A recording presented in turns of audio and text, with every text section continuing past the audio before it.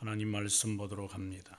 하나님 말씀은 마가복음 8장 31절에서 마지막 38절까지 교독하겠습니다.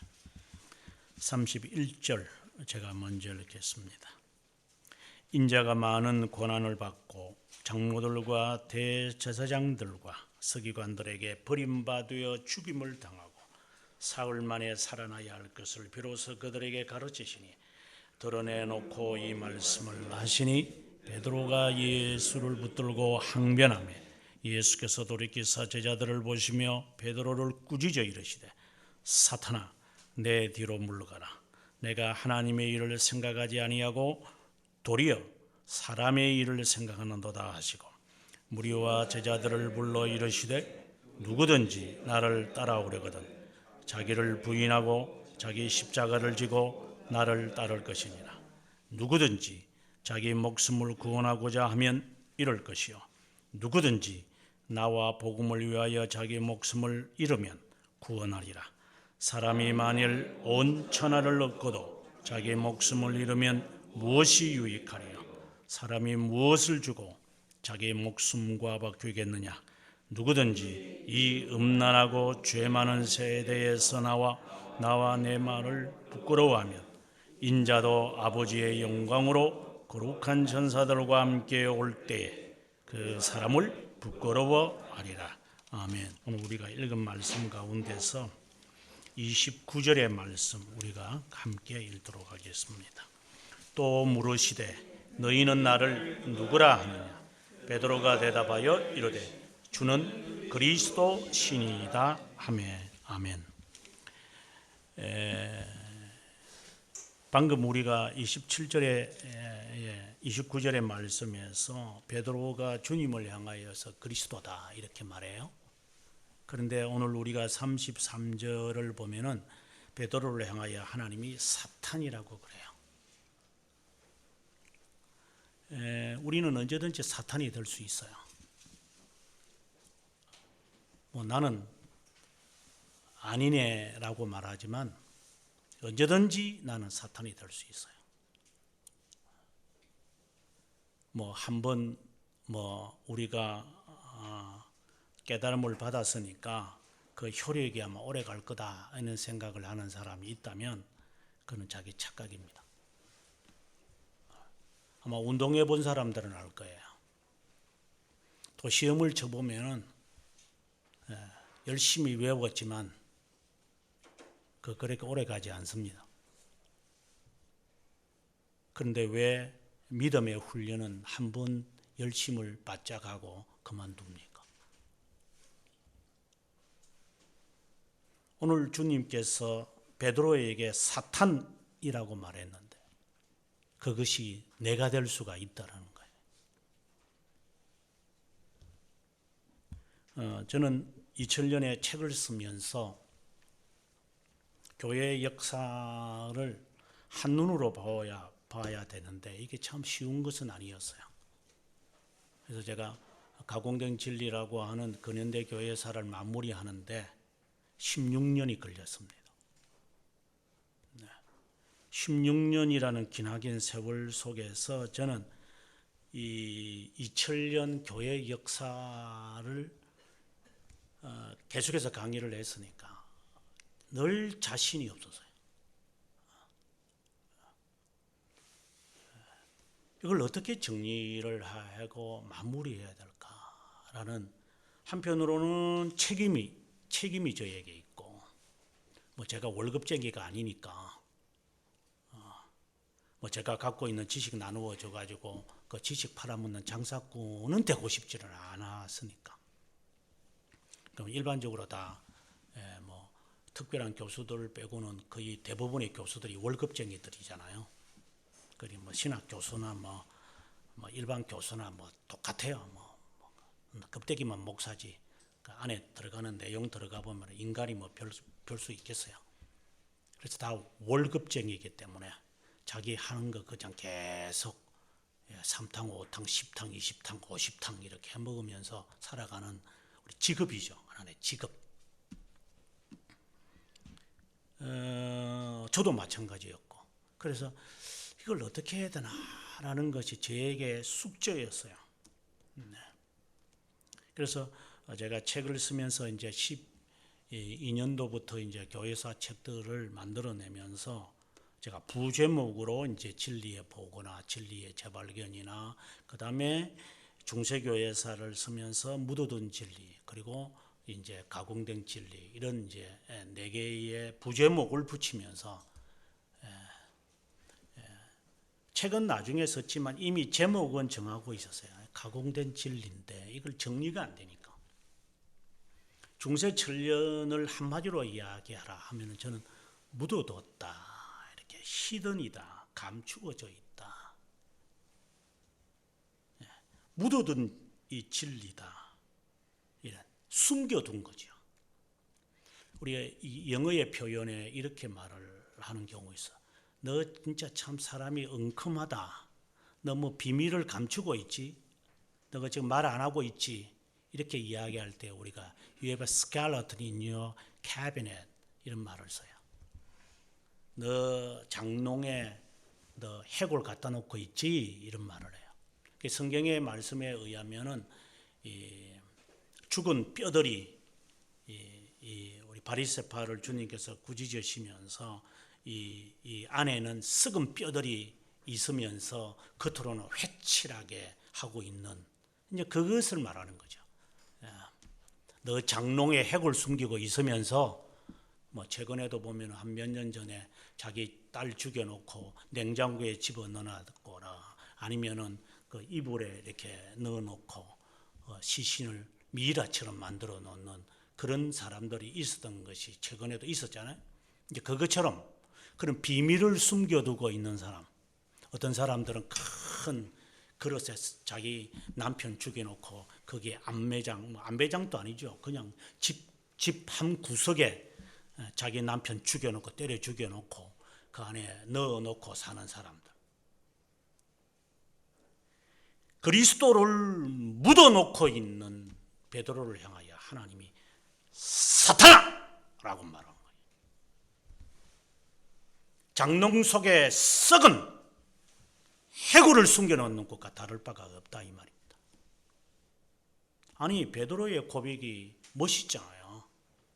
주는 그리스도시요 살아계신 하나님의 아들이다. 주님께서 극찬을 했어요. 마태복음에 보면은 하나님이 너를 알게 했다 라고 주님이 칭찬할 정도로 아주 최고의 극찬을 했지만 돌연히 바뀌어져서 사탄아 라고 말하는 거예요. 우리도 마찬가지죠. 우리가 한번 뭐 기도 생활하고 한번 뭐 신앙생활 바짝 했다고 해서 네? 하나님께 칭찬을 받는다고 해서 그게 얼마나 오래 갈 것 같아요? 그것이 사탄적인 생각이라는 거죠. 지속적으로 달리기 하지 않으면 사람은 못 달립니다. 모든 것이 다 그렇습니다. 이 세상의 원리입니다. 그런데 왜 신앙만큼은 한탕주의로 살아가느냐는 그것은 세상에서 한탕 한번 해가지고 평생 먹고 살겠다라고 하는 그러한 파렴치한 인간이나 다를 바가 있느냐 이 말이에요. 그 세상에서 굴러 먹는 그 해골들이잖아요. 그래서 한탕 이렇게 해가지고 볶음 같은 거 이렇게 로러리 같은 거 이런 거 한번 해가지고 평생 한번 잘 먹고 잘 살겠다고. 우리나라에도 그런 일들이 가끔 있었습니다만은 미국에서도 로러리라 그러는데 우리나라 같은 복권이죠. 그거 하는 사람들이 상당히 많아요. 한탕을 하겠다라는. 의외로 그 돈이 아마 매주마다 아마 우리나라도 복권으로 아마 수십억이 들어올 거예요. 그만큼 한탕주의가 많아. 미국도 마찬가지예요. 좋잖아요. 뭐 10달러 하나 내고 우리 같으면 요즘 뭐 얼마인지 저는 모르겠어요. 예. 그러나 그 10만 원이나 이런 걸 하나 주고 쭉쭉쭉 긁어서 어우 되면 뭐 세상에 뭐 대박 나는 거죠. 뭐 대박 나고 싶으니까 우리는 인생에서 신앙이 마치 대박나는 것처럼 생각하는 사람들을 향하여 주님께서 사탄아! 라고 말하는 거예요. 이 시간 우리 스스로가 한탕주의나 대박을 바라는 사람이 아니길 바랍니다. 예수님께서 가룟 유다에게 너는 왜 태어났는지 모르겠다, 이렇게 말씀을 하셨어요. 이거는 우리 자문을 해야 될 질문이라고 봐요. 내가 왜 태어났나? 태어날 가치가 있나? 태어났으니까 어쩔 수 없는 거가? 네. 많은 사람들이 하는 말대로 내가 세상에 이 사회와 이 인류에게 어떤 공로와 공적을 낳아야만 한가? 내가 무슨 식충이도 아니고. 네.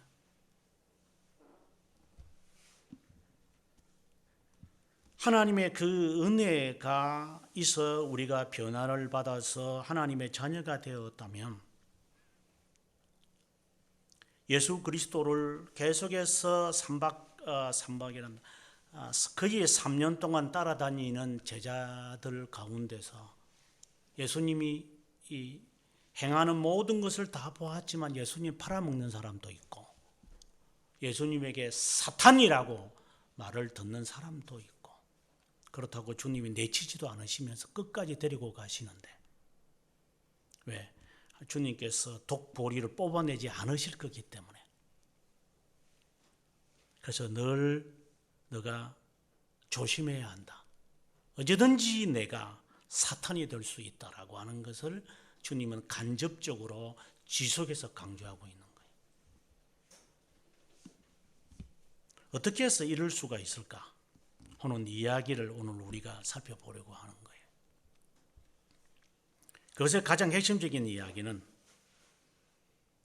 저는 오늘 이 본문의 이야기에서 이 사람이 사탄이 될 수밖에 없는 이유는 그가 묻어뒀기 때문에, 캐비넷에 이 자기의 장롱에 썩은 해골을 묻어두고 있기 때문이다.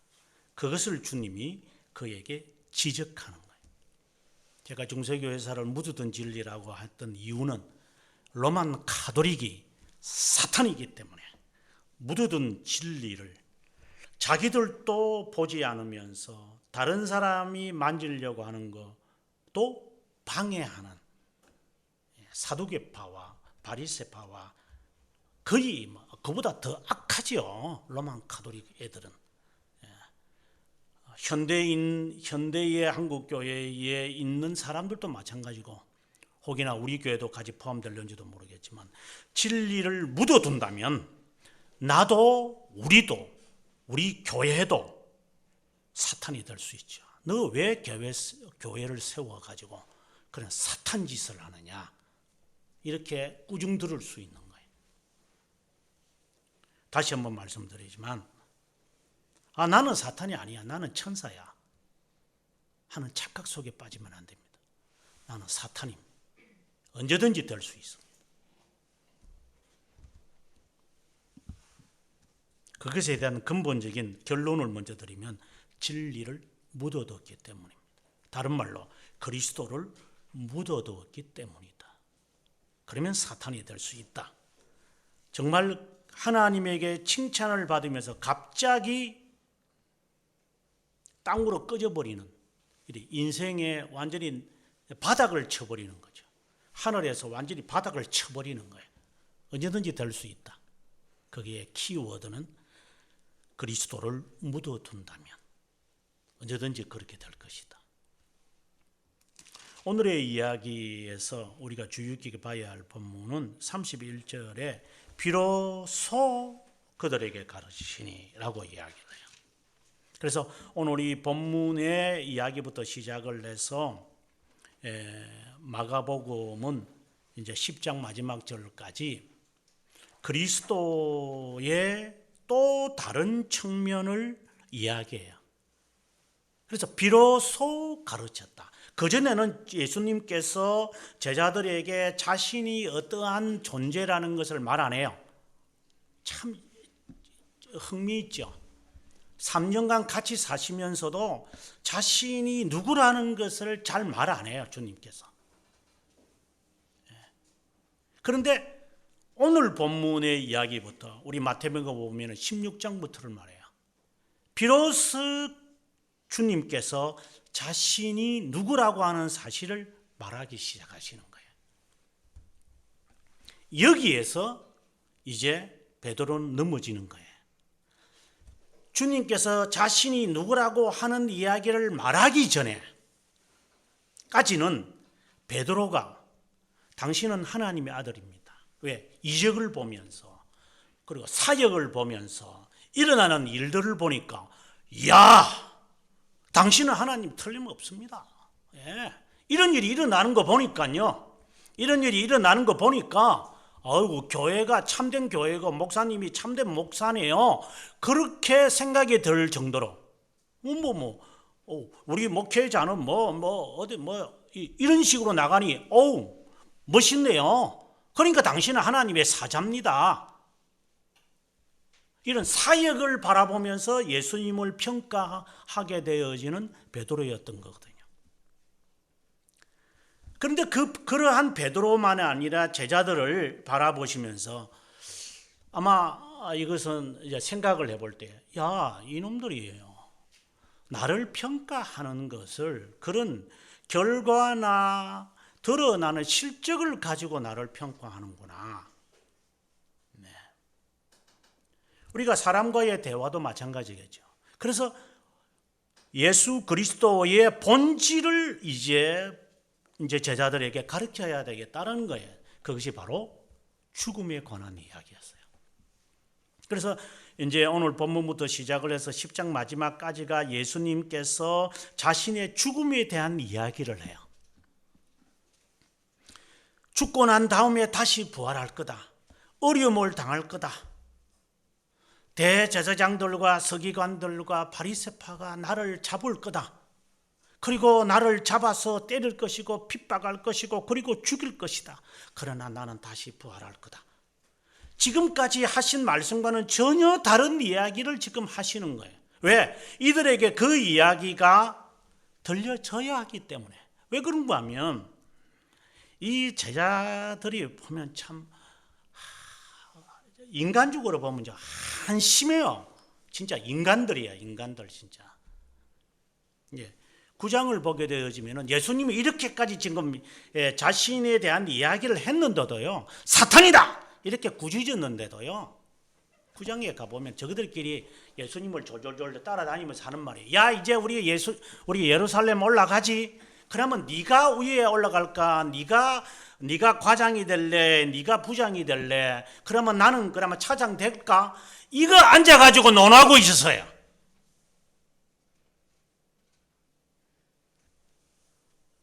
이 도대체 어떤 인간들이죠? 이 제자들은요. 볼 것 다 봤어요. 자기들도 귀신도 쫓아낼 정도예요. 그리고 예수님께서 예루살렘 올라가면 내가 죽을 거다 이야기했는데도 이것들은 앉아가지고요, 제사에는 아무 상관도 없어요. 제사 밥에만 관심을 갖는 거예요. 우리도 마찬가지일 거라는 말을 제가 하고 싶은 거예요. 주님이 왜 예루살렘에 올라가는지 몰라요, 이 사람들은. 그런데 관심도 없어요. 주님이 하신 말씀에도 관심도 없고 지가 생각하는 거에만 그냥 가득 차 있는 거예요. 이게 그냥 이것들은 그냥 이 무슨 존재들인지 모르겠어요.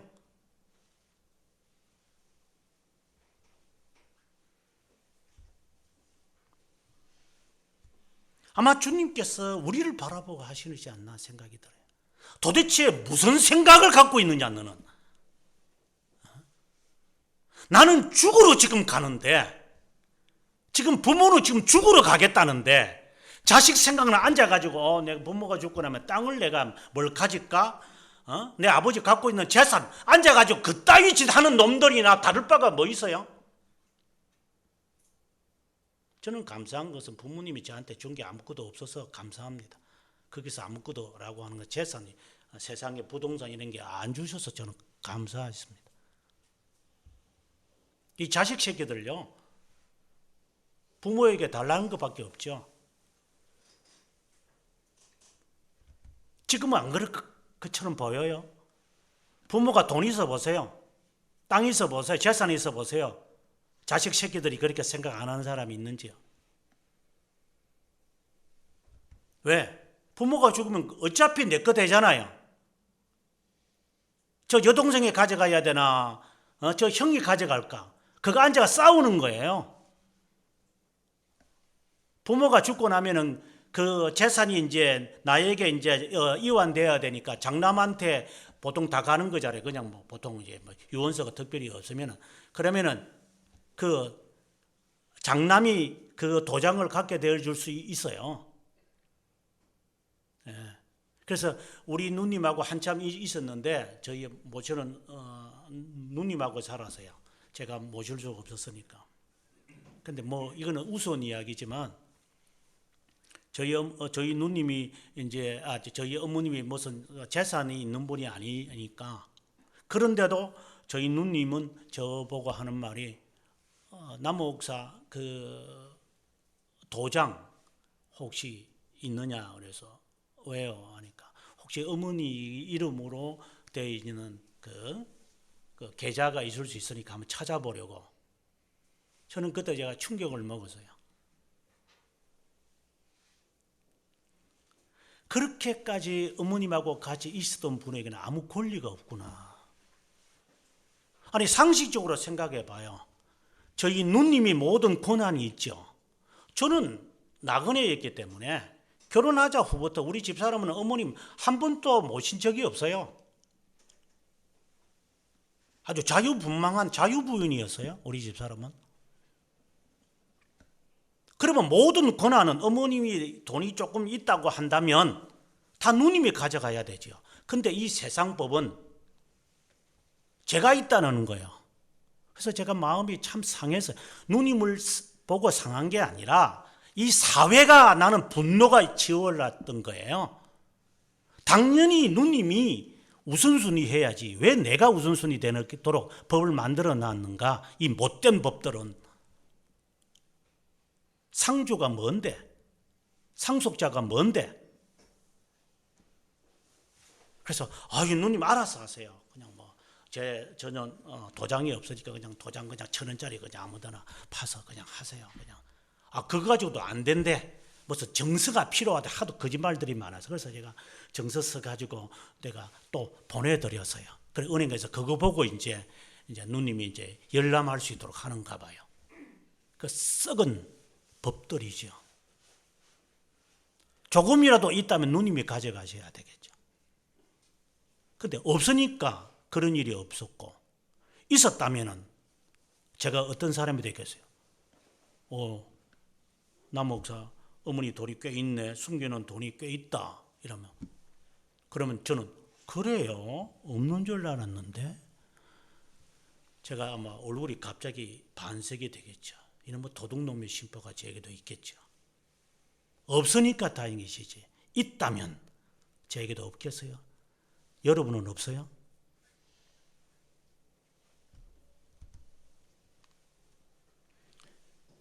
예수님께서 베드로를 향하여 사탄아! 라고 하는 말이 방금 하는 그런 신뢰를 들 수 있다 이 말입니다. 그래서 자식 새끼라고 하는 말을 제가 욕을 한 겁니다.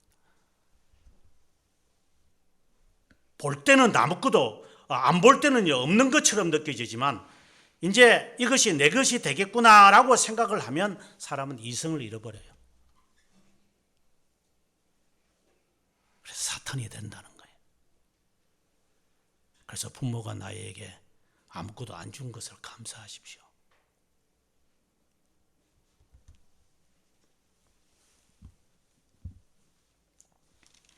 예수님에 대한, 그것에 대한 자기 나름대로의 지식과 생각으로 가득 차 있는 제자들. 그래서 예수님이 예루살렘에 왜 올라가는지도 전혀 관심이 없고 자기들의 생각에만 가득 차 있는 이 몹쓸 인간들, 제자들. 그 중에 한 명이 가룟 유다가 들어있겠지만,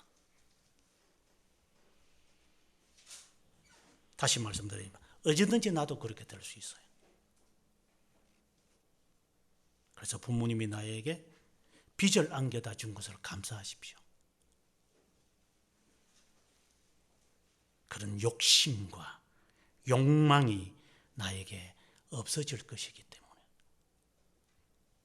그래서 그런 마음을 자녀에게 심겨 주지 않으려면, 그래서 로만 가톨릭은 자녀들에게 그런 재산을 주지 않고 교회에 기탁하라고 그래요. 아주 이거는 고단수의 도둑놈들이죠. 한편으로는 그 말도 일리가 있어요. 7년 이상 동안 사람들이 하는 짓들을 봤기 때문에 그 영주들이 남겨놓은 재산들을 이들이 가로채기 위해서 서로 싸우고 형제들끼리 칼부림을 해가지고 죽이는 일이, 독살을 하는 일이 한두 번이 있었겠어요, 7년 동안. 그러니 차라리 교회 기탁을 해라. 우리가 알아서 할게. 그래서 최근에도 보면은 어떤 노파나 노인들이나 그런 어르신들이 죽으면서 학교에 그냥 기증해버리고 자식 새끼들한테 줄 게 없다고 이야기하겠어요. 오죽했으면. 마치 예수님께서 제자들이 그렇게 보였을 수도 있는 거예요. 앉아가지고, 앉은 것도 아니고 같이 길을 걸어가면서 너희들 그 길 위에서 올 때 무슨 이야기 했느냐? 주님은 다 알고 계시니까.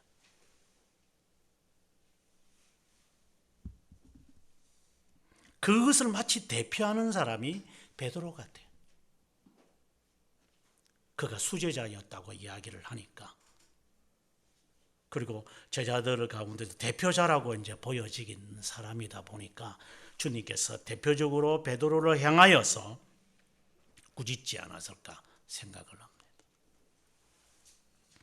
아무튼 오늘 본문부터 시작을 해서 예수 그리스도의 새로운 측면을 주님은 말하고자 했던 겁니다. 그래서 비로소 자신에 대하여 가르쳤다라고, 그리고 32절에 가보면 드러내놓고 이 말씀을 하시, 드러내었던 거예요. 드러내서 말아요. 이제 자신이 어떤 자라고 하는 것을 이야기를 하니까 정말 가관이 일어나서요. 베드로가 예수님을 붙들고 32절에 뒤에 가면 항변할세라고 되어 있는데 상당히 흥미있는 이야기예요. 과거에 고 이승만 대통령에 대한 일화를 여러분들이 아는지 모르지만, 이승만 대통령이 본래 사람이 착한 사람이에요. 근데 그 주위에 있는 이런 그 강요들이 그 이승만 대통령을 아주 나쁜 사람으로 만들었어요.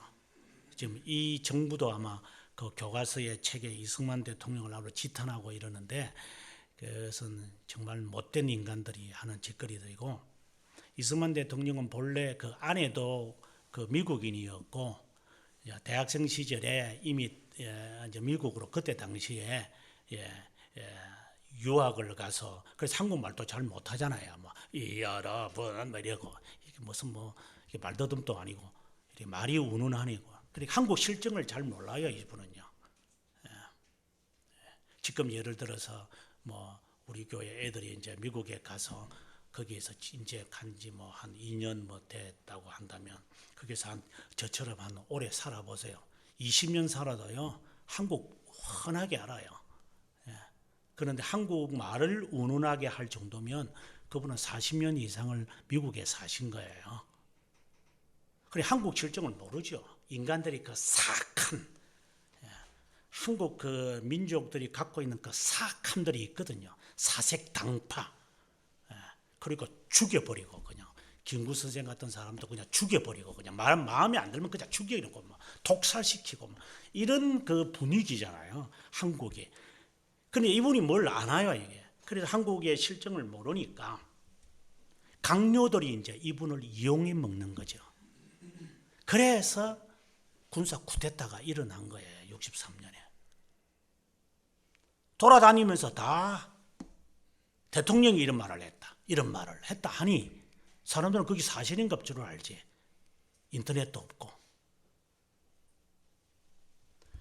예수님의 제자나 마치 그 관계나 다를 바가 있겠어요? 그분이 무슨 도둑질을 했어요? 네. 지금 우리나라에 일어나는 실종도 마찬가지지만 그 사람이 무슨 돈을 가져갔겠어요? 중간에 있는 놈들이 다 돈 먹고 들은 거 아니에요? 그래 놓고 이제 대통령 탄핵시켜 놓고 사는 것이나 똑같은 짓거리를 지금도 하고 있고 과거에도 했고 앞으로도 하겠죠. 예수님의 제자들이 그렇게 할 정도면 하나님을 알지 못하는 사람들은 이거는 식은 죽 먹거지요. 거짓말하고 사기치고 기만하고 하는 거는.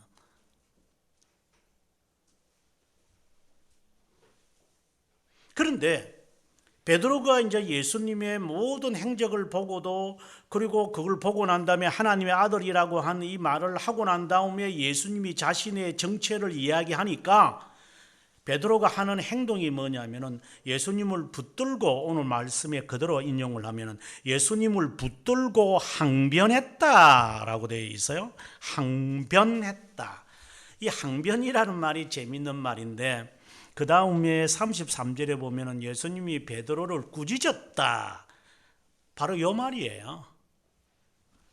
예수님이 자신이 고난을 받고 죽을 것이다 라고 하는 이야기의 정체성을 말하니까 이 베드로가 예수님을 꾸짖었다 이 말입니다. 강요들이 이승만 대통령을 그렇게 하는 것이나 정치하는 애들이 대통령을 눈 멀게 만드는 것들이나 같아라고 하는 거예요. 아니면 아주 나쁜 자녀들이 부모를 속여가지고 재산을 가져가는 것이나 다를 바가 없다 이 말인 거죠. 꾸짖는 거예요.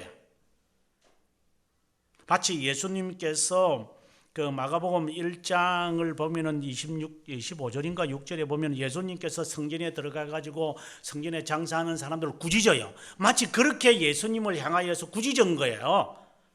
보면 이건 완전히 적반하장이죠.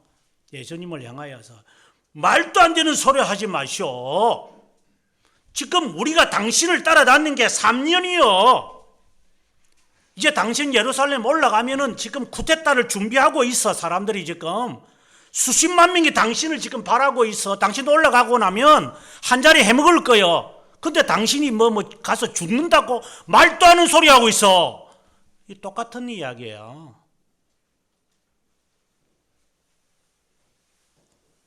나는 내 장모, 내 자식 다 팽개치고 마누라 팽개치고 당신만 쫓아다녔어 지금까지. 그런데 당신이 이제 가서 죽는다고? 말도 안 하는 소리하고 있어. 내 지금까지 헌금 낸 거 다 돌려줘 하는 짓거리나 다를 바가 뭐 있어요? 우리 예수쟁이들 가운데 그런 거 있잖아요. 내 지금까지 헌금 낸 거 다 돌려줘.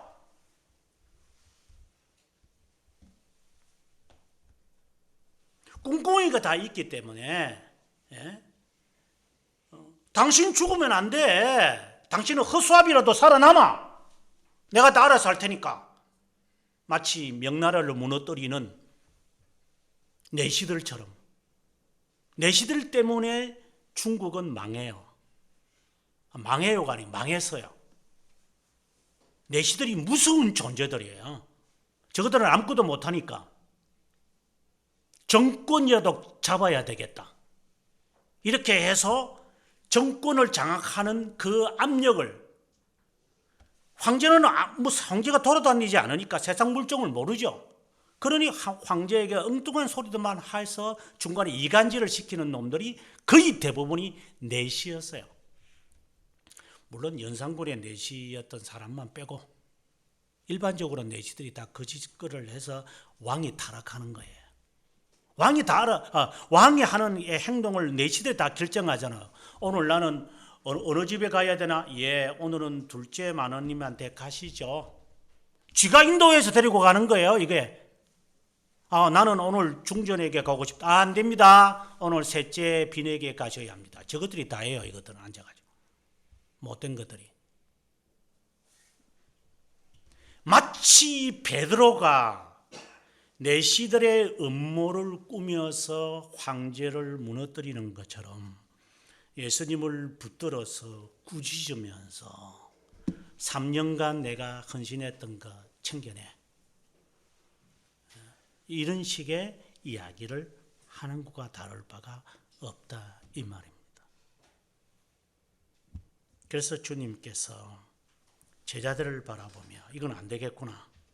이거는 베드로만 돼 있는 게 아니다. 그래서 제자들과 같이 있는 자리에서 주님이 하는 이야기입니다. 베드로를 딱 지목해서 베드로야, 너는 사탄이다. 베드로에게 하는 말이 아니라 제자들이 있는 가운데서 베드로를 지칭해서 너는 사탄이다 라고 지적하신 거예요. 너 지금 고쳐라. 안 고치면 너는 사탄이 된다.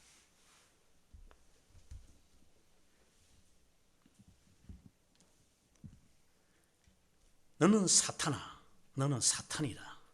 내 뒤로 물러가라. 너가 하나님의 일을 생각하지 않고 사람의 일을 생각하는구나.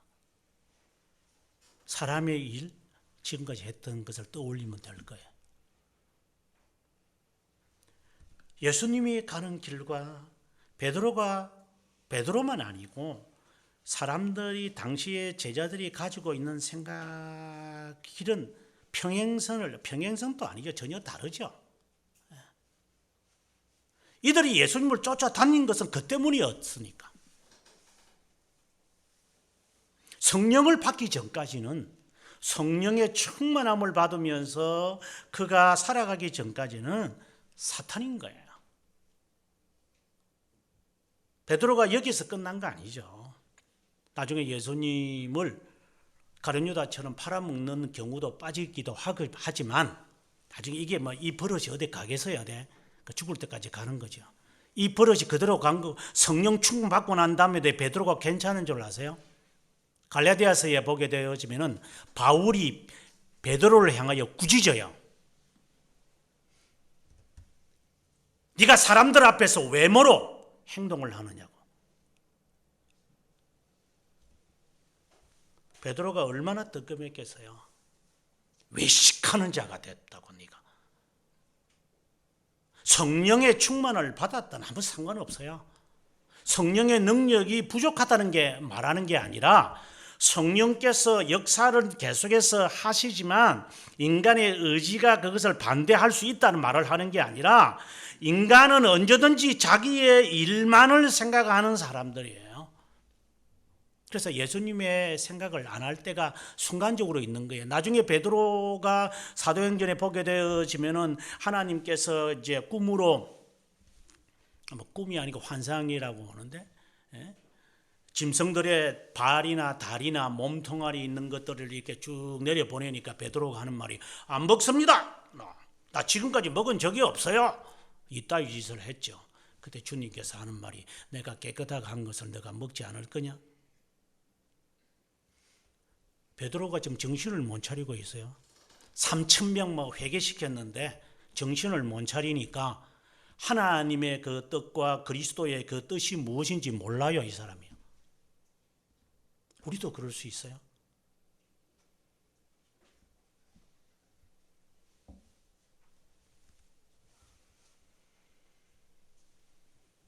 언제든지 우리는 사탄이 될 수 있어요.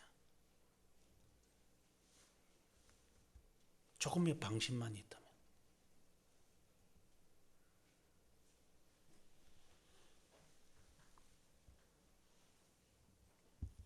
34절에 무리의 제자들을 불러 이르시되, 무리와 제자들, 이제 사람들까지 다 오라 그랬어요. 베드로가 하는 짓을 보고 제자들을 모아놓고 주님이 꾸짖고, 그리고 사람들을 다 모았습니다. 예수님을 따르는 사람들이 많아서니까 오병이의 역사가 일어나고 4,000명이 먹고 남고 이러니까 사람들이 떡을 먹으려고 요한복음 6장 26절 오늘의 말씀에 보면은 너희들이 나를 따르는 것은 떡을 먹고 배부른 까닭이 아니냐, 표적을 본 까닭이 아니고, 여기서 말하는 표적은 요나의 표적을 말하는 건데, 너희들이 잘 되고 잘 먹기 때문에 너희가 나를 따르는 게 아니냐. 내가 예수 믿고 교회 생활을 하니까 일이 잘 풀리더라. 그래서 너가 이 교회에 충성하는 거 아니냐. 왜 교회에 충성을 하냐. 그런 질문과 같은 거죠. 그래서 무리들을 모아놓고 주님께서 하는 말이에요. 너희들 가운데서, 주님이 하는 말입니다. 너희들 가운데서 누구든지 나를 따라오려고 그러느냐, 그러면 자기를 부인해라. 오늘의 말씀에서는 자세하게 말씀을 안 하셨는데 누가복음에 보게 되어지면 누구든지 나를 따라오려거든 자기를 날마다 부인해야 할 거다 라고 하는 말. 조건을 붙여요. 날마다. 항상 부인해라. 이것은 33절에 있는 사람의 일이라고 하는 말과 관련이 되어 있는 거예요. 순간에 방심하지 마라. 방심하면 너도 사탄이다.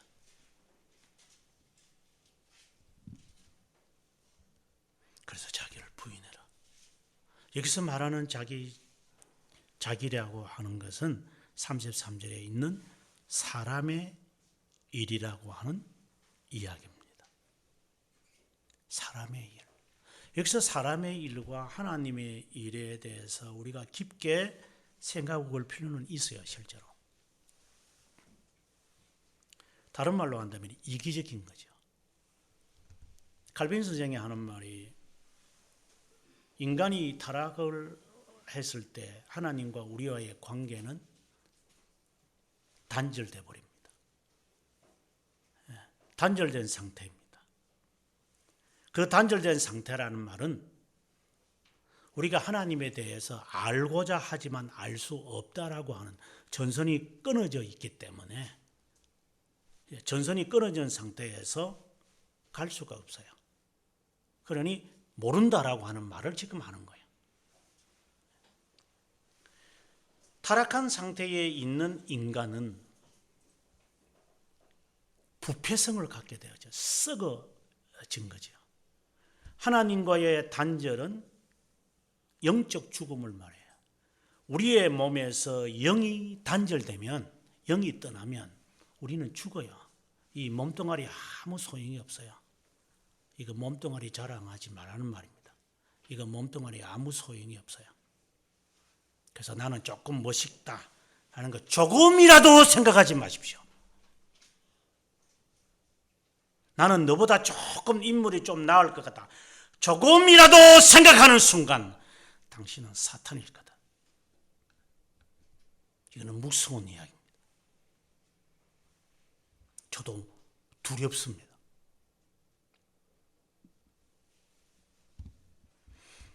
하나님과의 단절이 죽음이거든요. 영적 죽음이잖아요. 인간이 영과의 우리의 육체의 단절이 죽음인 것처럼 같은 원리예요. 그러면 죽으면 우리의 이 몸은 썩어져요. 냄새 나는 거잖아요. 어제가 어린이 협회에서 강의를 하면서 그 말했어요. 이거 아무 소용이 없을 거다. 3일 지나면 냄새 난다. 그리고 잘 화장해 갔다가 나오면은 잘 부숴주세요. 그래서 가만히 이게 지키고 있으면은 마스크, 여러분처럼 지금 마스크 한 사람들이 그 뼈 태운 것을 잘 부숴요. 잘게 해달라고 해야 돼요. 그러면 가만히 보고 있으면은 잘게 해가지고 우리한테 갖다 줘요. 하얀 종이에 이렇게 하얀 거 싸가지고 항아리 준비해서 주면 그 항아리에 꼭 담아가지고 주면 그거에 몸뚱아리 아무 소용이 없을 거예요. 까불락거리면서 몸뚱아리 하나 갖고 까부는 우리의 존재들이었으니까. 그래서 예배 드리는 시간이나 할 때 머리카락 장난하지 말라고 한 거예요.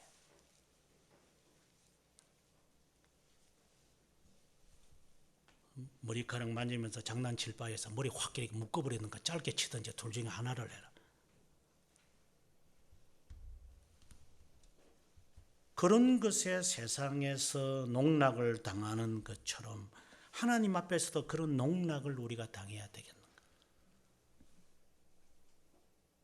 그러면 이거는 썩어가는 거예요. 그러면 영적으로 하나님과 우리와가 단절이 되었다면 우리는 어떤 부패 썩은 생각을 하겠어요? 그것이 사람의 일이라고 하는 거예요. 항상 자기중심. 그래서 칼빈 선생이 이기성이다, 극단적인 이기주의다, 이 말을 한 거예요. 정말 정확한 표현이다는 생각이에요. 영이 부패하고 나면, 영의 기능이 썩어지면 나타나는 냄새 하나는 이기주의고, 제가 지금까지 했던 이야기들이야. 부모의 돈 가로채려고 하는 자식놈들 똑같은 짓거리 할 거다. 그래서 냄새 난다 이 말입니다. 이기주의니까. 슬퍼하고 부모에 대해서 그 애타하는 게 전혀 없어요. 다 꿍꿍이가 있는 놈들이에요. 그 다음에 이기성만 있는 게 아니라 그 다음에 또 하나가 있는데 칼빈 선생이 지적하는 거야. 성경에도 유사한 표현이 있기도 합니다만 성급한 맹신이에요. 맹신. 섣불리 판단하는 거예요. 그래서 언젠가 여러분에게 말씀드리면서 예상하거나 예측하거나 예정하거나 예제하거나 하지 마라. 이럴 것 같아. 예측하지 마라. 이럴 거야. 예감을 갖지 마라. 당신이 그 생각을 하는 순간 당신이 무너뜨리실 그렇지다. 너 키도 한자나 제대로 못하면서 뭘 예측을 합니까? 우리가 무슨 예상을 합니까? 데이터 몇 개를 갖고 예측을 해요?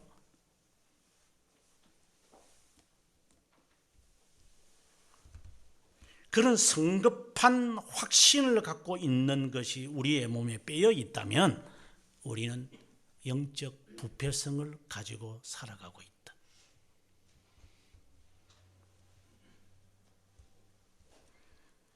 주님께서 그러한 자신을 날마다 부인해야 할 거다라고 하시는 거예요. 그러고 난 다음 주님은 자기 십자가를 지고 너 십자가 지고 나를 쫓아라. 각자에게 몫에 매인 십자가가 있대요. 저도 제 십자가 있는 거죠. 여러분도 우린 각자의 다 십자가가 있어요. 뭘 지고 우리는 살아갑니까? 그러나 이제 우습게 이야기를 하면은 중세 시대 때도 그렇고 종교개혁 시대의 초기에도 보면은 이거 십자가 지고 다니라니까 실제로 십자가 지고 다니는 사람이 있었어요. 평생. 교회사에 보면 우스운 사람들이 많아요. 그래서 잠을 잘 때도 십자가와 함께. 그래서 어떤 사람은 십자가 목걸이 하고 다니고. 그 가수들이 보면은 뭐 십자가 대문자막하게 하는 놈들 보면 노래는 뭘 같이 부르면서 십자가는 좋아가지고 아마 귀신이 붙는 걸 두려워했는가 보죠. 드라큘라가 있는 줄도 착각을 하는가 본데. 요즘에 흡혈귀는 좀비들은 십자가도 무서워하지 않더구만요. 옛날에 드라큘라는 십자가만 보면 으악 하고 그랬는데 요즘은 좀비들은 이거 십자가를 우습게 보는데 그건 정말 잘 만들었다는 생각이야. 십자가 달고 다니는 사람이나 조그만한 거 십자가 달고 다니는 거나 큰 십자가 메고 다니는 거나 다를 바가 뭐 있어요. 뭐 얼굴에 조금의 뭐 더러운 게 묻었다고 해서 안 더러운 거예요. 큰 거 묻어야 뭐 우리가 더럽다고 하는 거예요. 조금에 들어도 똑같은 거예요. 그냥 상 뒤끝자 오에다가 이형 갖다 붙이는 거예요.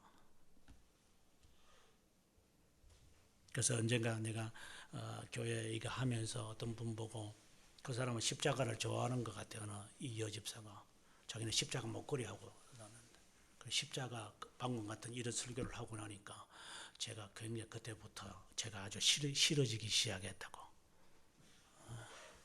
아니 자기는 지금까지 만약 10몇 년 동안 십자가 가슴에 있는 십자가 붙들고 살았는데 목사님이 강대상에서 십자가 이방인들처럼 외식주의자들처럼 타고 다니지 마라 이러니까 얼마나 상처가 되어졌는지 그때부터 앉아서 설교 듣는 자세가 완전히 막 입이 이만큼 나와가지고 지저귀 쇠처럼 그냥 입이 주둥이가 이만큼 나와가지고 지적하면 사람들은 다 싫어해요.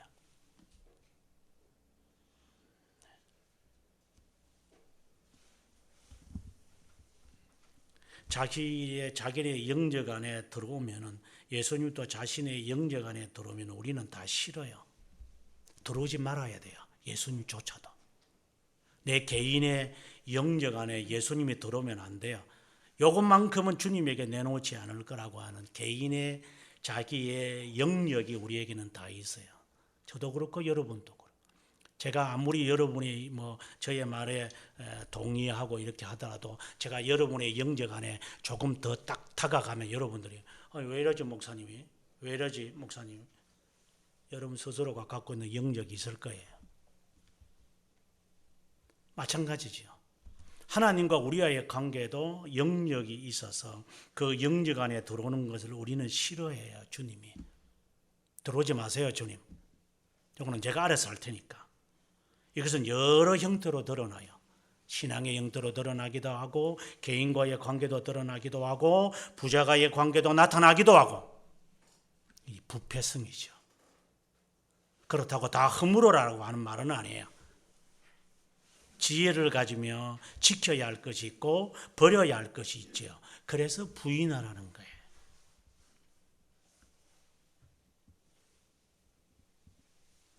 하나님의 일과 사람의 일을 분간을 못하니 이거야 정말 잘못된 거죠. 어디에서 내가 행해야 되는지 말아야 되는지 그것을 모르고 아무데나 대놓고 자기의 영적 안에 들어왔다고 앞서 말씀드린 것처럼 십자가 이야기한다고 해서 이제 그 다음부터 이거 완전 꼬꾸라기가 돼가지고 예수쟁이들 꼬꾸라기 되면 진짜 무섭거든요. 아주 못됐어요. 인간들이 꼬꾸라기를 딱 하고 나면요 모든 매사에 이게 독소를 뿜어내는 자가들이 있어요.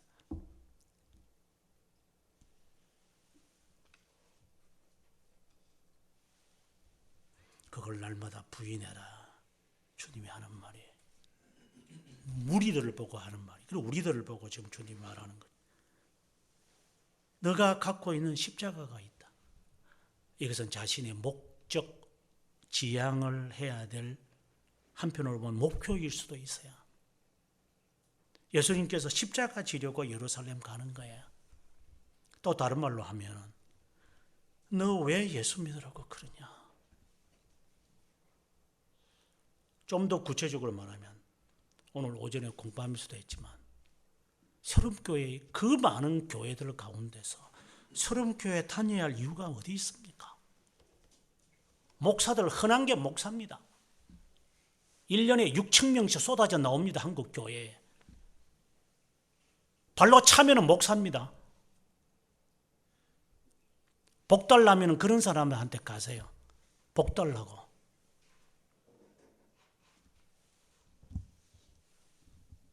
나한테 잘해주는 사람, 나를 위하여서 새벽마다 저녁마다 밤새도록 아니면 낮에 하루 종일 나를 위해서 기도해 줄 사람을 찾는다고 한다면 그런 사람들 찾아가세요. 저하고는 아무 상관이 없는 사람들. 새로운 교회에 와야 할 이유가 하나도 없어요. 왜 개혁신앙을 가지려고 그래요?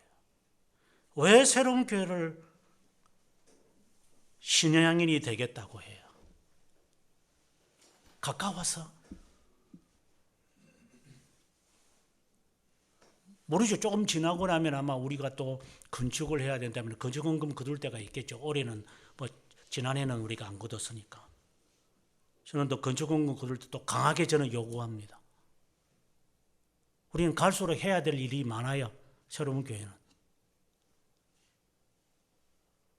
얼싸하게 만든 교회 다니는 게 차라리 나아요. 새벽기도 강조하고 수요 예배 강조하고 성경 읽기 강조하고 암송 읽는 거 강조하고 이런 게 다닐 이유가 없어요. 편하고 좋은 교회를 다니는 게 낫죠. 일주일에 한 번 가면 다 만사 오케이. 설교도 짧고 20분 설교하고 끝나는 설교 얼마나 좋아요. 싫은 소리 안 하고 자존심 상하지 않게 만들고 아침에 밥할 필요도 없고 음식할 필요도 없고 그냥 살랑 갔다가 살랑 오면 되고 그리고 나를 뭐 귀찮게 하는 사람도 없는데 왜 주님을 따르려고 하는 거예요? 베드로가 주님에게 사탄의 역할을 했지만 그는 그래도 말은 분명하게 하는 것 같아요. 이번 비뚤어져도 영생의 말씀이 당신에게 있기 때문에 나는 어디 안 갑니다.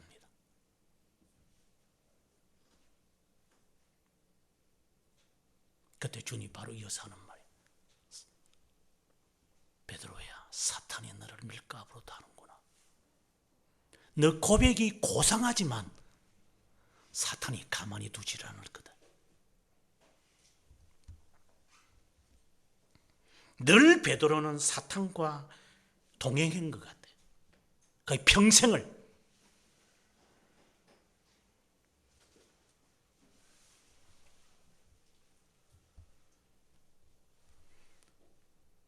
우리가 가야 할 길이 있어요. 하나님의 자녀로서. 내가 가진 다 십자가가 있어요. 그것은 사명일 수도 있어요. 목적일 수도 있어요. 내 가족일 수도 있고 내 인생일 수도 있고 다양할 거예요. 우리는 그거 짊어가야 돼요. 안 믿는 사람들은 여차해가지고 다른 길로 가질 않아요. 하나님, 이것이 당신이 저에게 준 길이라면 끝까지 갈게요. 참고 견디고 갈 거예요. 내 십자가 내가 끝까지 지고. 그러면 아마 그러시겠죠. 주님이 힘들지? 네, 힘듭니다. 그러나 벗어 던지지 마라.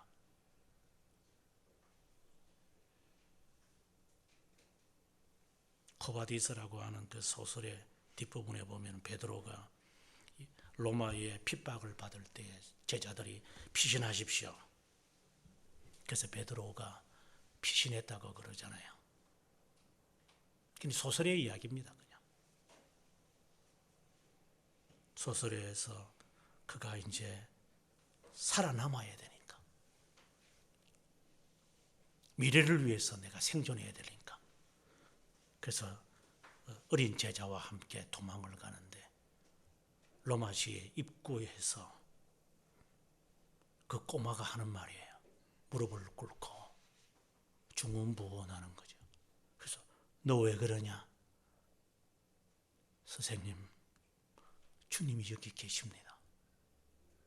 베드로 눈에는 안 보이는 거죠, 이게. 주님이 뭐라고 하시느냐? 주님이 지금 로마시로 가신답니다. 그때 눈이 떠여진 거예요. 주님 어디로 갑니까? 꼬바디스 도미네. 그때 그분이 하는 말이 죽으러 간다. 왜요? 내가 죽음을 피하기 때문에. 그때 그 소설에 의하면 베드로가 주님, 제가 다시 돌아가겠습니다. 매우 감동적인 이야기예요. 우리가 십자가를 안 지면 그분이 지겠죠. 이 말은 가시적인 이야기를 제가 하고 싶었고 뭐 육체적인 이야기를 하려고 하는 게 아니라 내가 해야 될 그 일을 하지 않기 때문에 주님에게 오는 비난을 어떻게 내가 행할 수 있어요? 내가 하는 짓거리 때문에 주님이 그 고통을 당하셨다고 생각을 하라는 것이죠.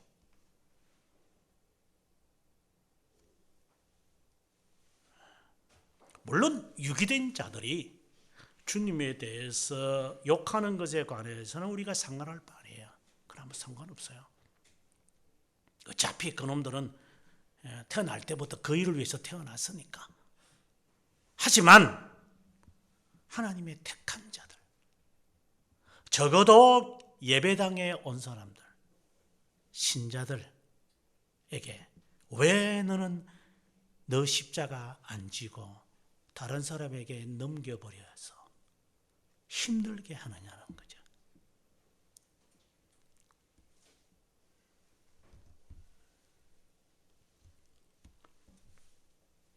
그것 때문에 주님이 십자가 지었는데 또 지어야만 되느냐라고 하는 대물음이겠죠.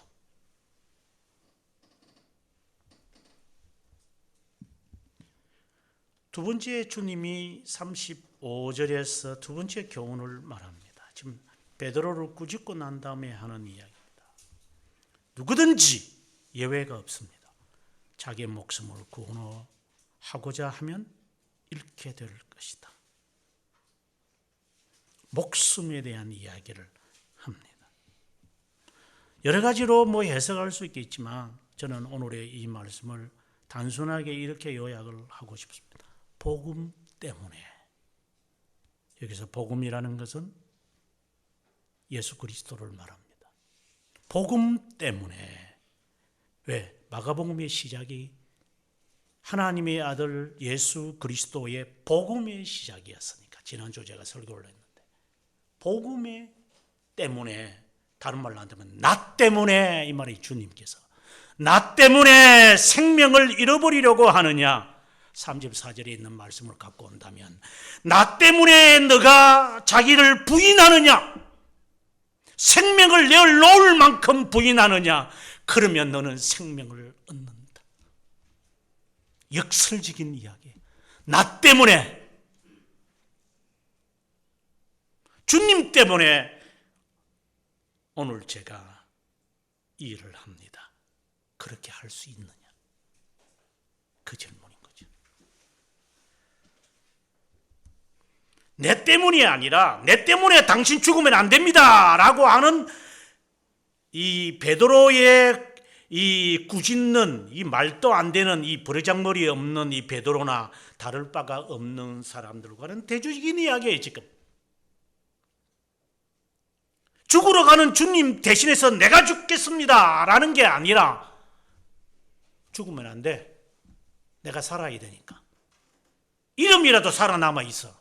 내가 한 자리 해야 되니까. 이런 사람과는 대조적인 이야기를 주님이 말하는 거야. 나 때문에 너를 부인하고 나 때문에 생명도 부인하겠느냐. 그러면서 주님이 하는 말이 36절에 만일에 온 천하를 얻고도 자기 목숨을 잃으면 무엇이 유익하겠느냐? 사람이 무엇을 주고 자기 목숨과 바꾸겠느냐? 그러면서 세 번째 이야기를 합니다. 누구든지 이 세대에서 내 말을 부끄러워하면 나와 내 말을, 지금 앞에서 사람의 일을 생각하는도다 라는 말씀을 가지고 무리들에게 말씀을 하시면서 자기를 날마다 부인해라. 두 번째, 나 때문에 목숨을 잃는다면, 그리고 나 때문에 부끄러워한다면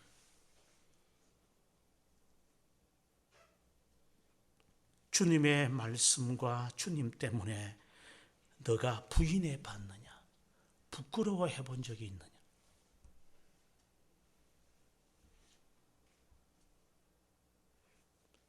만약 그렇다면 인자도 아버지의 영광으로 거룩한 천사들 앞에 그 사람을 부끄러워할 것이다. 이 말은 지옥 보내겠다.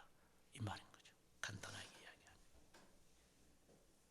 다른 말로 한다면 부끄러워하는 사람은 저주를 받을 거다 하는 말과 같은 말씀인 거예요.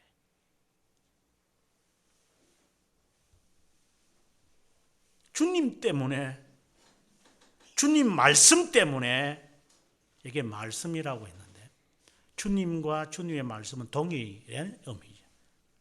주님 말씀 때문에 제가 잃어버리는 게 무엇이 있을까? 무엇 지금까지, 앞으로는 더한 거겠지만 나는 주님 때문에 뭘 했어요? 행함을 지금 제가 강조하라는 건 아니고, 우리가 돌이킬 수 있는 것은 우리의 그 행실밖에 없으니까 지금 하는 이야기예요. 우리가 지금까지 예수 믿은 것을 한번 거슬러 보면서 앞으로를 어느 정도 우리가 자신을 이렇게 미루어 짐작할 수 있기 때문에 하는 이야기예요. 나는 주님 때문에 무엇을 잃어보았는가? 이러려고 해보았는가? 자기를 한번 반추해 봐야만 하는 거지.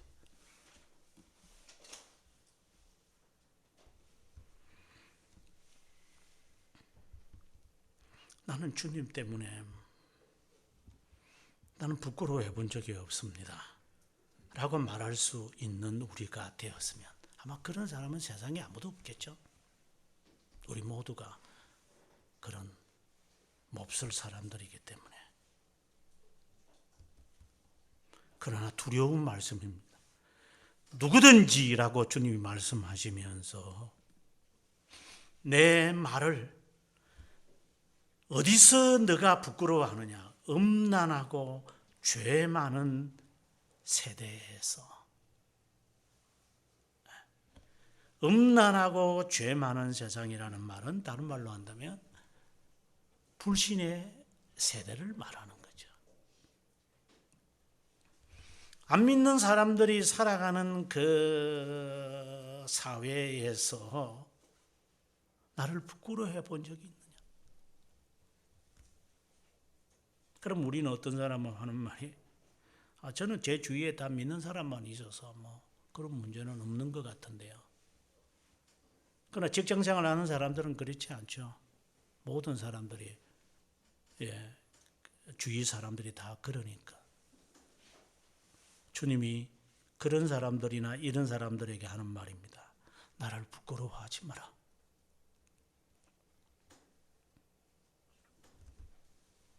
날마다 자신을 부인해라.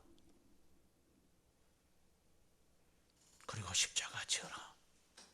목숨보다 중요한 것은 없다.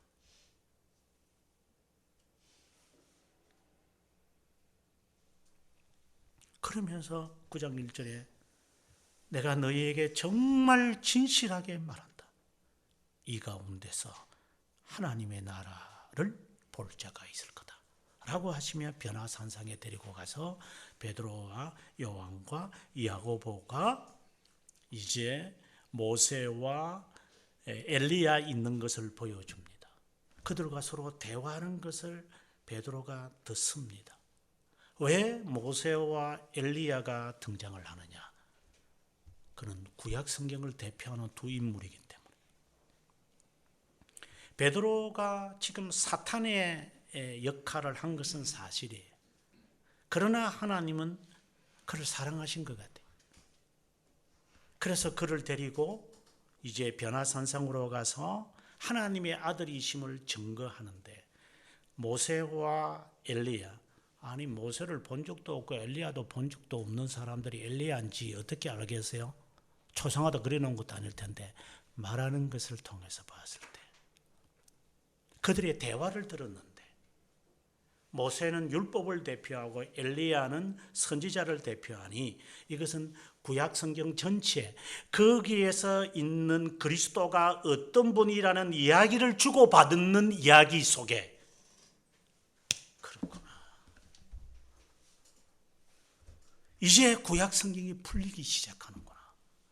당신이 어떤 분이시라는 사실을 이제 깨닫게 되어졌다. 그는 성격이 급하니까 제가 집 3개 짓겠습니다. 정말 성격이 진짜 먹 같아요. 진짜. 방금은 사탄 짓을 해놓고서 방금 싹 돌아서서 내 집 3개 짓겨. 뭐 이런. 그래 보면은 꼭 애들 같아요. 하나님 주님께서 애들을 앉혀놓으시고 14절부터 싸우는 논란하는 사람들을 보고 어린아이 앉혀놓고 어린아이와 같이 아니면 천국 못 간다. 왜 그럴까요? 저는 아이들의 특징 가운데 하나가 여러 가지, 저는 애들이 순수하다고 저는 생각하지 않아요. 여기 하윤이도 있고 산이도 있지만 애들이 생각이 순수하다. 저는 전혀 생각을 하지 않습니다. 모르지 부모님들이 들으면 기분 나쁜지 모르지만 속에 생각하는 거 다 하고 있으니까 표현을 못할 뿐이지 행동으로 못 옮길 뿐이지 속에는 똑같은 거죠. 저보다 조금 더 경험이 적고 지식이 없어서 조금 순전하게 보일 뿐이지 똑같아요. 이제 저만큼 나이 되면 똑같이 그렇게 타락할 거니까 그러니까 순수한 게 있다고 저는 생각하지 않아요. 저도 어릴 때 그런 순수한 마음이 있었으니까. 예수님께서 어린아이와 같이 되지 않으면 천국에 못 간다고 한 것의 개념이 아이들의 마음이 참 천사 같아 이러한 의미에서 하신 것은 아니에요. 아이들은 단순하기 때문에 자기 잘못을 언제든지, 근데 요 꼬마들이 지 잘못한 거 지적하는데도 꽁 해가지고 이리 서면은 저거는 애인지 저게 어른인지 저게 나이가 아직도 덜 찬 게 저렇게 성격이 저기 꽁해가지고 어떻게 저거 세상을 살아가겠나 하고 염려될 때도 있어요. 애들은 단순해야 되니까. 구체적으로 죄송합니다. 제가 지금 있는 아파트에 제가 지금 산 지가 한 2015년도에 이사 왔으니까 이제 만 5년이 지나고 6년째 접어드는데 저희 집 2층에 있는 사람들이 한 2가정이 바뀐 것 같아요, 그동안에. 근데 참 시끄러워요, 위에. 제가 올라가서 한바탕 하고 싶을 때가 한두 번이 아니에요, 진짜. 근데 어제 엘리베이터에서 그 장본인을 만났어요. 딱 보니까 14층을 눌러서 이거 틀림없다. 제가 물었어요. 너 1401호에 사냐니까. 나한테 잘 걸렸다 이제. 너 좀 뛰지 마라. 그리고 옆에 있는 할머니가 너 봐 뛰지 말라고 그러잖아. 그러니까 가만히 있더라고. 완전 얼었던 것 같아요. 제발 내가 부탁하는데 뛰지 마라. 너는 재밌어 하지만 나는 힘들다 그랬어요. 애들이 순수하다면 그 애는 그 말을 듣고 조용하겠죠. 앞으로 10년을 제가 두고 봐야죠.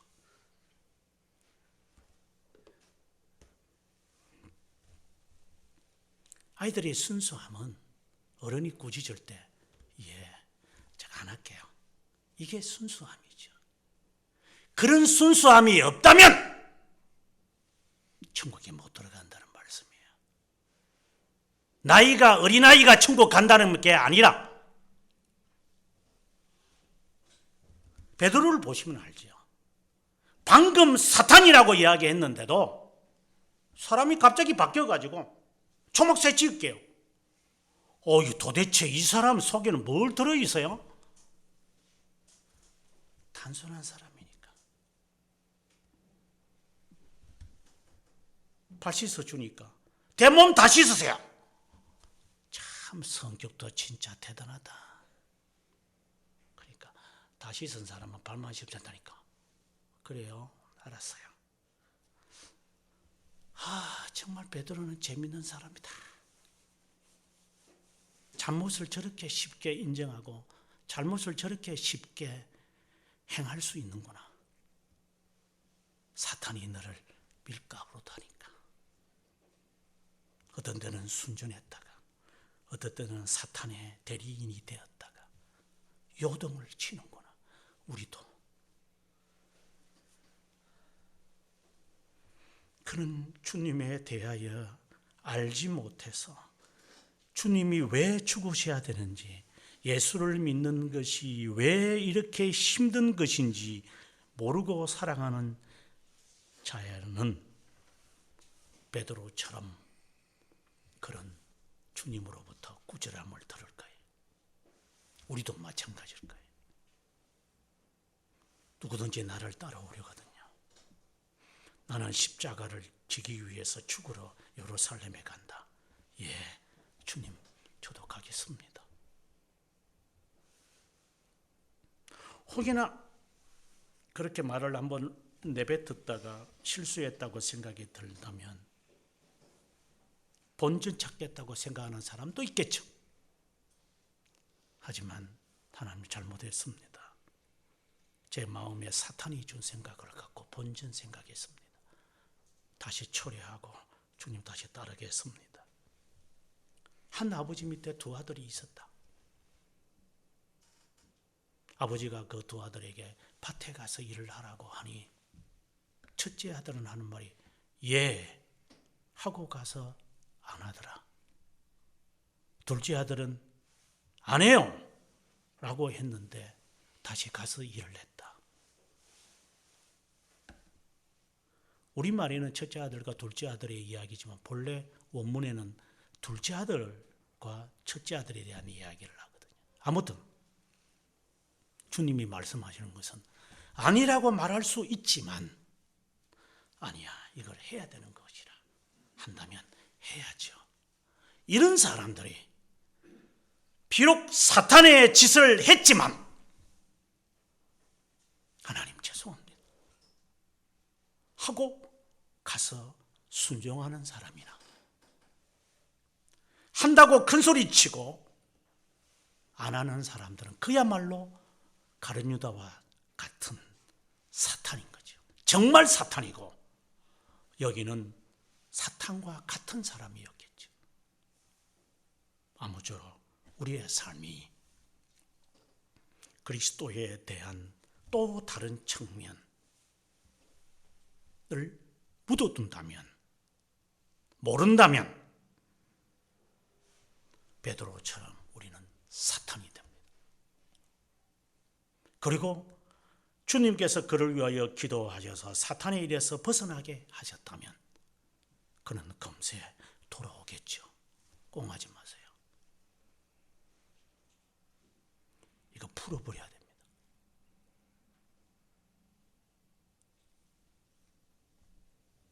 주님은 그를 향하여 사탄이라고 했지만 하나님은 그를 데리고 변화산상으로 데리고 가요. 그를 위하여 주님이 기도하시기 때문이겠죠. 우리가 말씀을 통하여 어떠한 꾸지람은 다 받으셔야 돼요. 싫어도 말씀을 통하여 깨달음을 받고, 지금 당장 내 성격이 못돼 가지고, 우리는 성격이 다 못된 것들이 있어 가지고 그 듣기 싫거든요.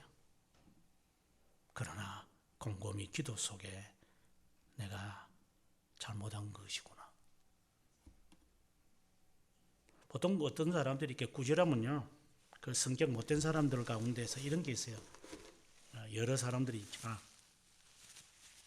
이렇게 꾸지르면 그래 당신 하나? 이런 식이야. 예를 들어서 우리가 애들을 꾸짖으면 엄마는 해봤어? 이런 이따위 식으로 하는 놈들.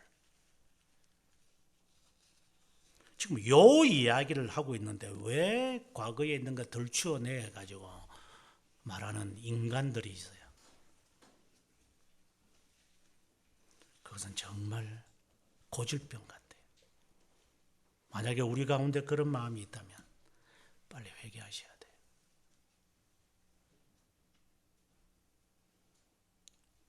왜 죽은 해골을 끄집어내가 와가지고 그거 꽁 하고 있다가 그 해골 끄집어내서 와가지고 정체를 드러내요. 그 더러운 거, 그 죽은 거.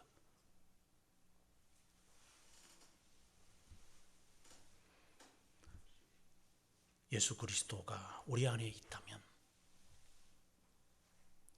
숨긴 것이 아니고 우리 안에 있다면, 묻어둔 것이 아니라 그리스도가 우리 안에 살아계신다면 우리는 하나님의 성전으로 거룩하게 되어 가겠죠. 그리스도를 죽여버렸으니까 삶은 전혀 나타나지 않는 거겠죠. 우리가 살아가는 이유는 그리스도를 위해서 살아가는 것. 우리의 목적과 우리의 지향도 그분의 영광이라는 것.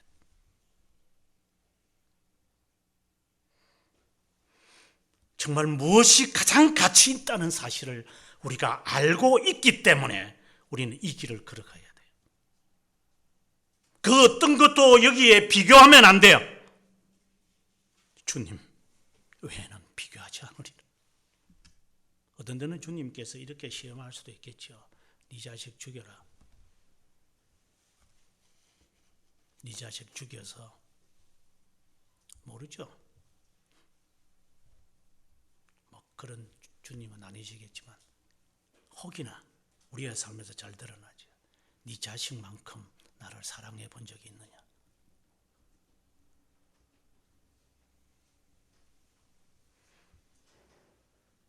눈에 넣어도 안 아픈 자식이라고 하는데 주님은 아브라함에게 믿음을 테스트하기 위해서 네 자식 죽여라. 그리고 불태워서 제단에 바쳐라. 저도 자녀를 키웠고 키우는 자로서 그런 명령이 안 떨어지기를 기대했어요.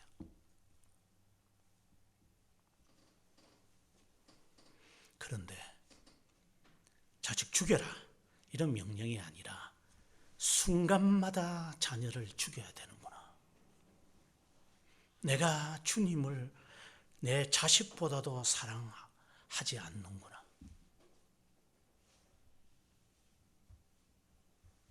자식이 우상인 사람들 많죠. 자식이라면 다 아는 거야. 자식이 자식인가? 자식이 자식이지.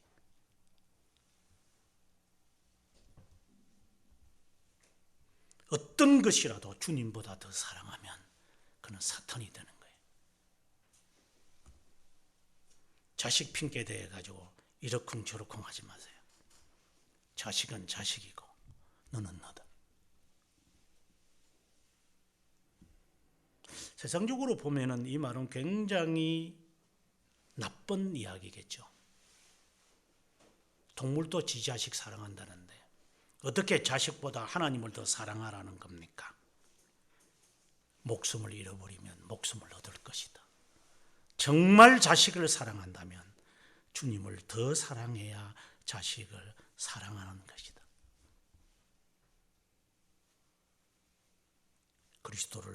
죽은 그리스도를 모시지 말고 살아있는 그리스도를 모시며 삶 속에서 주님과 함께 살아가기를 바랍니다.